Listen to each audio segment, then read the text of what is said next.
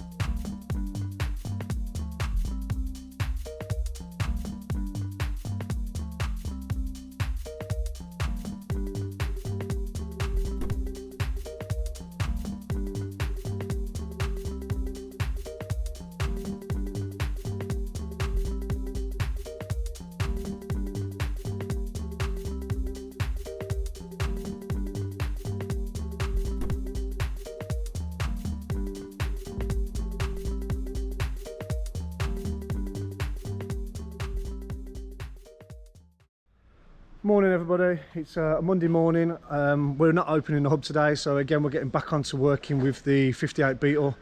Today we're going to be stripping it. Obviously you saw in the previous video, and again I'll apologise for the sound quality. The GoPro we had was sent off to be fixed because I dropped it and broke a lens. So I was using my lad's older one and didn't realise the sound quality wasn't so good. So that'll be why the first part of this video wasn't so great. But now, as you can see and hopefully hear, a lot better, and the quality is different. That the GoPro is now back, and as I don't know what we normally use with this GoPro Max, it's a brilliant bit of kit.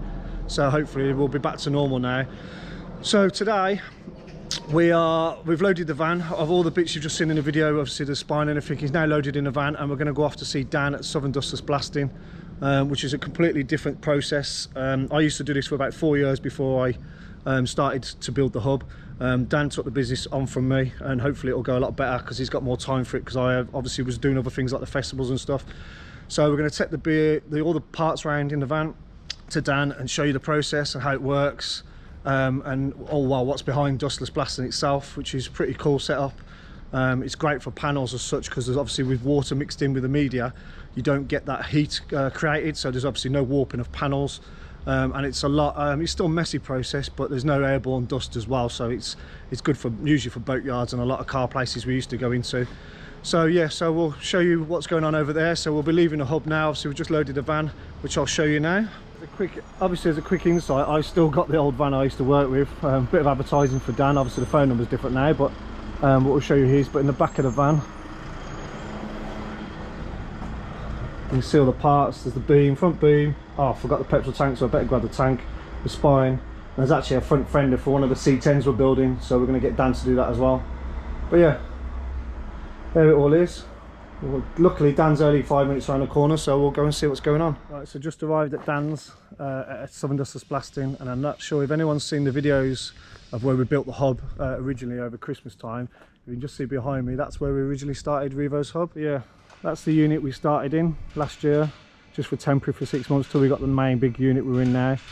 So it's a bit coming back to last year where we're at. So we're at Dan's. Dan and Jack are the guys going to be doing the blasting work. This is the setup they're in. Obviously a bit more modern than the van I originally had, upgrading and everything. So this is the yard area we're working in. There's Dan the man. Say hello, Dan. Good morning. Jack's hiding somewhere, but there he is. All right, Jack. Right, so obviously this is the blasting pot side of things, and the compressor is the Chevy C10 fender, which is another project we've got on, which we'll probably actually do a video for actually. But yeah, so up here there's a business end. We've got the spine off the 58 ready, obviously the blasting hose side of things up here. Yeah, so we'll keep you posted on how it all goes. But the idea behind the Dustless Blasting is that it's fine recycled glass, as you can see, which is pretty much sand, and as it comes through, mixing from the pot itself, it mixes with water at different levels. Obviously you've got the settings on here, so you can adjust depending whether you're working on metal or fiberglass boats doing anti-fouling. But yeah, you can adjust all the settings, and it comes out ready mixed then to your requirement and what you're working on at this end then, obviously on the hose. So but yeah, you get brilliant results. I know, because I did it for long enough. So yeah, and we'll video it all so you can see how they all come out. So again, this is the 58's tank and the beam, just so you can see some before it gets blasted, what condition it's in, and then we'll do one afterwards when it's finished then. I can't remember what we said earlier on anyway, but we'll put links in the description down for Dan and Southern Dustless Blasting as well, for anyone that's local enough that wants to check out their pages on Facebook and stuff, and obviously work wise.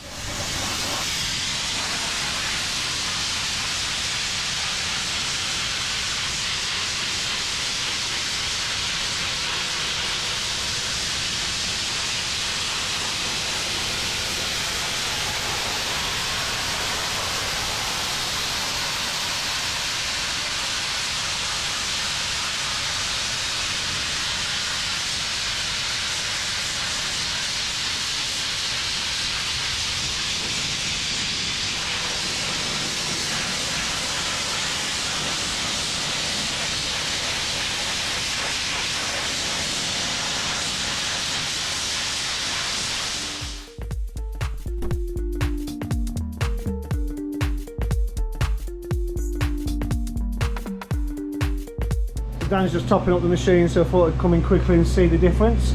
As you can see, the main part of the spine's been done. Obviously it's still covered in sand to the degree, but you can see the difference in it all.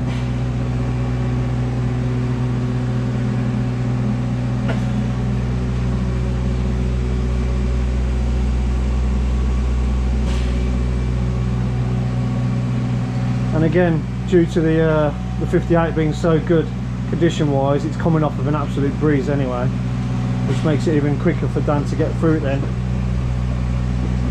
I mean, the machine itself will take anything off either way. Heavy rust doesn't make any difference, but this is just making light work of it really.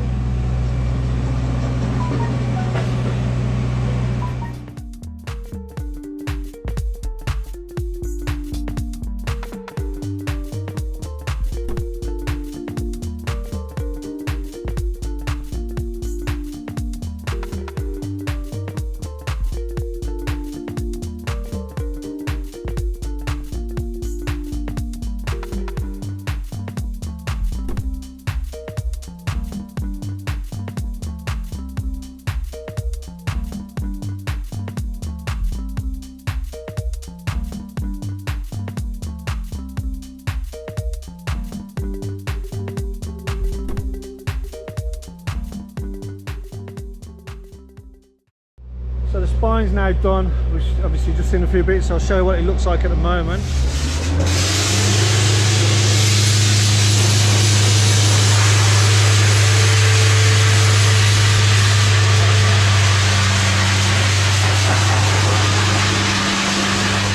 Okay, so I left Jack and Dan doing the blasting work while I had to nip out and get some other bits collected.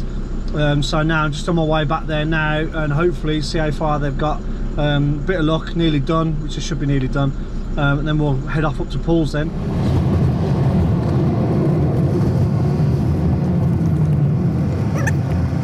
So I just got back to the yard where the stuff's been blasted, Southern Dustless blasting, and just loaded the parts into the van. If you can see there, I'll show you better in a minute.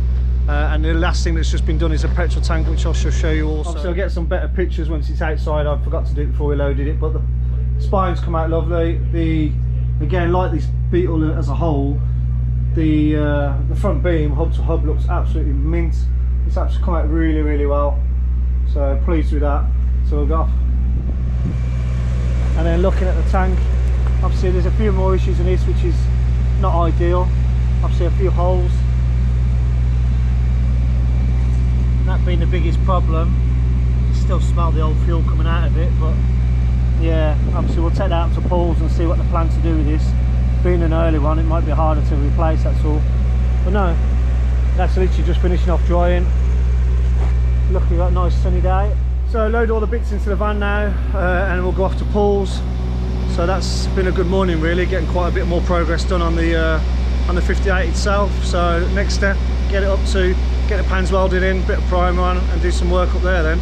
So big thanks to Dan and the guys on their lunch break now they're finished. But cheers for that, and obviously don't forget to check the links in the description, anyone that's interested in knowing more about it, and check out their, I'll also put the links to their Facebook page and everything else. Right, cool, next step, off we go. Right, so that part's done. It's now what time? It's coming up, just gone lunchtime, so we're going to get loaded. Obviously the van's loaded. We'll get up to Paul's at South Coast Customs and Classics, who's been in the videos helping us down at the hub itself. So for the next part of the build, we'll do that up there because we don't have the facilities and stuff in the hub at the moment, which we're still working on. So yeah, next step up to Blandford, which is about a 20-minute drive. So see you in a bit.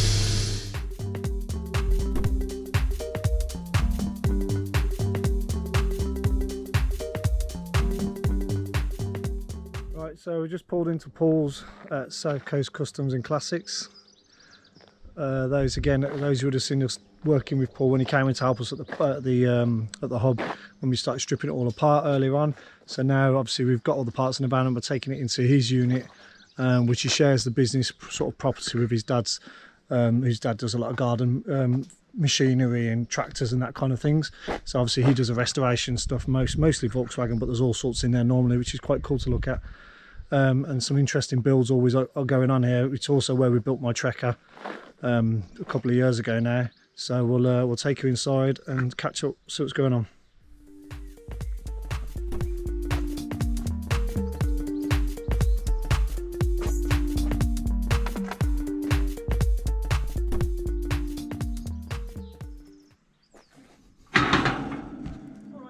Hello, you locked me out? There you go. Just having a brew. Do you want one? No, I'm alright, thanks, mate.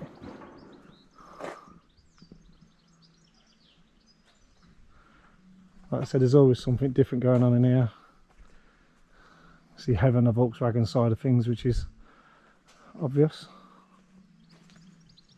Front of Simon's front clip for his drag oval Beetle.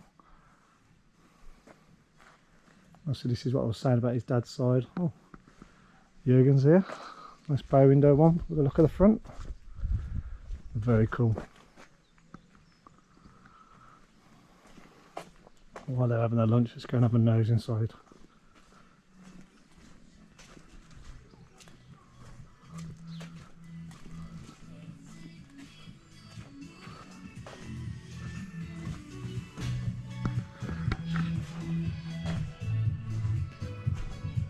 You can see loads going on. Oh, this beauty's still in here. I actually blasted this quite a while ago. It's been a massive build, ongoing. That's the kind of rear window you want when you have a Beetle. It's a proper beauty, this. It's kind of the next level on when it comes to restorations. The guy's put a lot of time and money into this car that she's been building for quite a while now. It'd be nice to see this finished when Paul's got it on it, and it doesn't look too far away from it now. Okay, so we've got the spine up onto the trestles, and thought we'd get the pans out first and do like a test mock-up, make sure, see how they fit where they're short, because they're never perfect. These ones so far aren't too bad.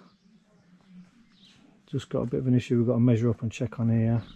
Obviously where it comes in here seems to be a bit too big, so we're going to just measure from sort of here where the bracket is underneath to there before we do any cutting or anything. Other than that, don't look too bad. This already looks like it's taking shape.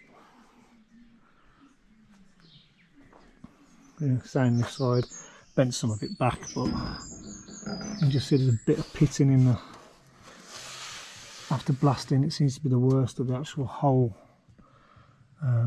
spine. It just seems to be pitting there, but other than that the rest is in great condition. Obviously we didn't blast too much around here, so we'll clean it up afterwards, just didn't want too much sand and shit going inside. But yeah, other than that, shouldn't be too long. Drill God knows how many holes into it once it's fitting perfectly, and then get spot welding it in. So it's taking shape quite nicely already.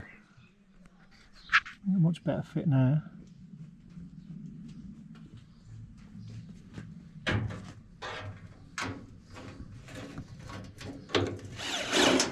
Does it matter? I guess, do you keep them that far apart all the way along? Yeah, just sort of a random. Because the pans in this were like every inch, weren't they? Yeah. They're really like quite they full would have on. only Some of had them were double. spot welds, because what I'm doing here is a plug weld. Okay. It's about 4 times the size of a spot weld. Oh, that makes sense. You don't need as many. Yeah, that's cool. Yeah, because I mean, how they would have been done is with a welder, just as it pinches, it creates the weld through, which with those, it's a real small surface area of the weld. Yeah. Whereas these plug welds, I'm drilling the hole and you just sort of coil a weld in there. It's a big fat weld. Yeah.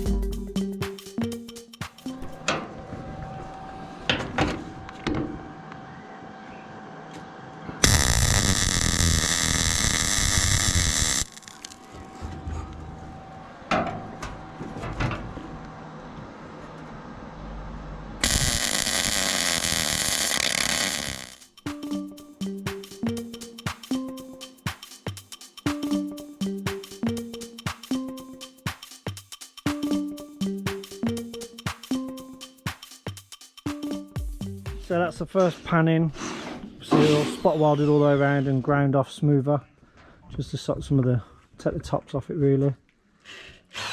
It's all in place now and all secure. It just needs a bit of a spot weld on here where the plate was underneath the fitting, so that can be done. And then Paul's just working on the second pan, drilling all the holes in, ready to do exactly the same.